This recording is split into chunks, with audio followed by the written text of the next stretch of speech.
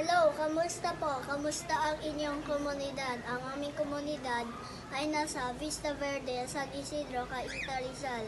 Ang aming komunidad ay binubuo ng mga institusyon tulad ng school, pamilihan, tindahan, simbahan, libangan, health center at mag-anak.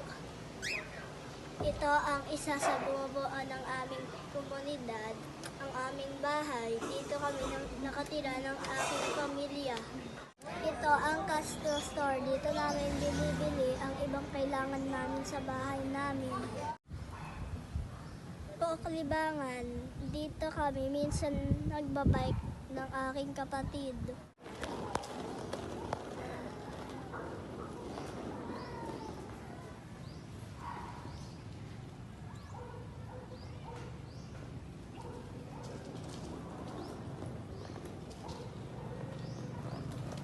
Ito naman ang aming simbahan. Dito kami nagsisimba.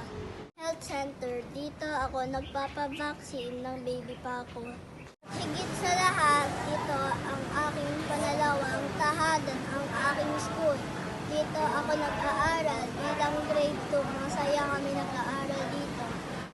Ito ang mga ilan lamang sa mga bumubuo ng aming komunidad. Importante magtulungan at igalang ang isa't isa para sa masaya at tahimik na komunidad. At higit sa lahat, mahalin ang ating pamilya dahil sa pamilya nagsisimula ang magandang komunidad. Thank you, Lord, sa magandang komunidad.